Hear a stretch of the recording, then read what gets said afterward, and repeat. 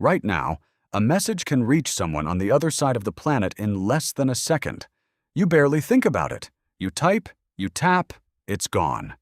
But the real answer to how humans first solved this problem is far stranger than a wire or a satellite. It starts with a drum, a fire, and a stranger running through the dark. For most of human history, distance was the enemy. A war party could be a day's walk away. A famine could be spreading 2 valleys over. Your body evolved to sense danger within shouting range. It did not evolve to sense danger 100 miles away.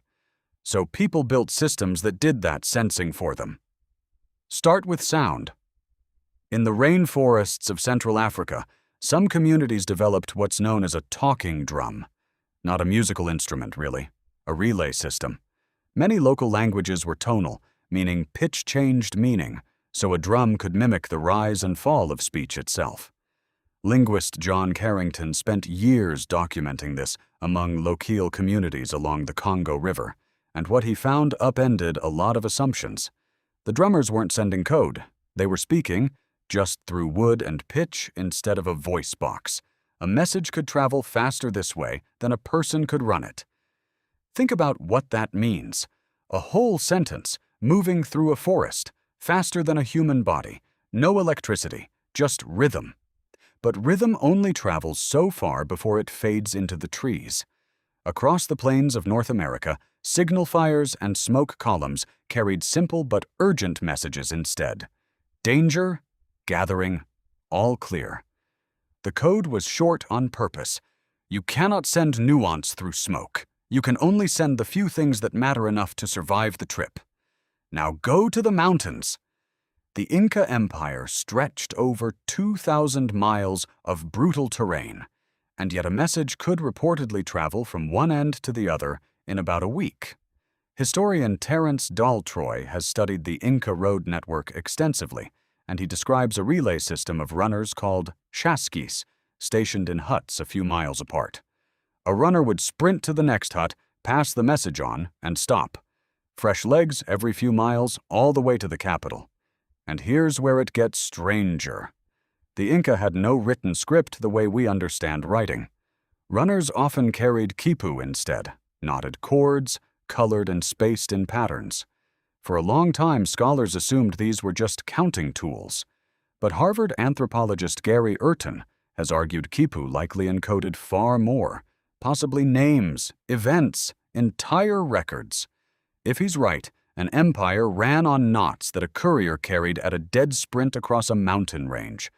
Why go to that much trouble? Because the alternative was losing control of an empire you couldn't see. Long-distance communication wasn't really about staying in touch. It was about power. Whoever controlled the fastest information network controlled the territory, because they could react before anyone else even knew something had happened.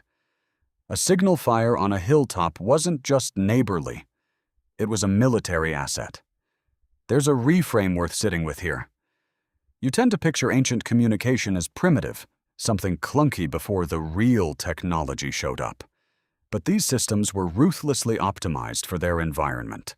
A talking drum works beautifully where lines of sight are useless. A signal fire works where sound doesn't carry, but smoke can be seen for 30 miles. A relay runner works when terrain is too steep for anything faster. None of these were wrong answers waiting to be replaced. Each was the correct answer to a specific landscape. And every one of them depended on trust. A drummer had to trust the next drummer would relay the message accurately. A chasqui had to trust the runner waiting at the next hut hadn't fallen asleep. There was no error message telling you a message failed to send. If a link in that chain broke, the information simply vanished, and no one downstream would ever know what they missed. That should sound familiar, because you live inside a version of that exact same fragile chain today. You just don't see the runners anymore. Somewhere between you and the person you just messaged, there are servers, cables, and satellites, and you trust every one of them to relay your words without dropping them. You have simply outsourced your trust in the drummer down the river to trust in an app icon. Every one of these ancient systems compressed meaning down to almost nothing, and it still worked. A single drum beat. a rising column of smoke, a handful of knots. Meanwhile, you carry a device capable of sending an infinite library of information to anyone on Earth instantly, and you mostly use it to send a laughing emoji. The tool changed almost beyond recognition. The instinct behind it didn't change at all. You still just want someone, somewhere, far away, to know what's happening to you right now. So tonight, when you flip open your phone and send a message without a second thought, remember what that same impulse used to cost. It used to cost a drummer's arms, a runner's lungs, a lookout's entire night spent awake watching for smoke on the horizon. The urge was never new. Only the distance between you and the person who needed to know got smaller. What can reach someone on the other side of the planet in less than a second used to take a relay of trembling legs and burning wood just to cross a single mountain range. And somehow, it still got there.